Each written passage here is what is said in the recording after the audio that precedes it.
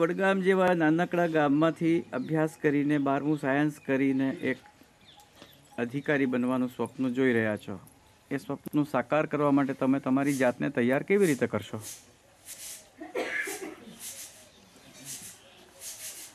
એ માટે આપણે તો અનેક મોટા સારા એવા જે અધિકારીઓ હોય એમની પહેલાં તો પાસે બેસીને અમુક આ રીતે આપણે વાતો કરવી જોઈએ કે આ માટે તમે શું શું કર્યું, પછી એના લગતો અભ્યાસ કરવો જોઈએ. જનરલ નોલેજની જરૂર પડે તો જનરલ નોલેજ પણ આપણને પાવરફુલ હોવું જોઈએ. તમને એવું લાગે છે કે એવા બધા અધિકારી બનવા માટેના જે અભ્યાસક્રમો હોય છે એમાં જરૂર પડતી આર્થિક બાબતો આપણા બાપુજી ઉઠાવી શકે?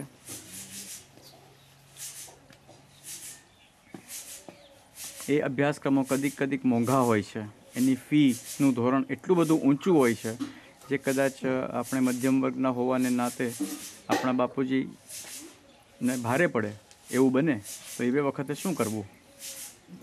તો અભ્યાસ માટે આપણને સરકાર લોન આપે છે, તેમ પણ લોન લેવા માટે પણ સદ્ધર ન હોય તો આપણે મહોલ્લાને એકત્ર કરીને માગણી કરી શકીએ પૈસાની કે ભાઈ તમે, હું સારો એવો અધિકારી બનવા માગું છું તો તમે મારા માટે ટેકો થોડો ઘણો જે થાય તે કરી શકો. તો એમની હા હોય તો આપણે આગળ વધી શકીએ.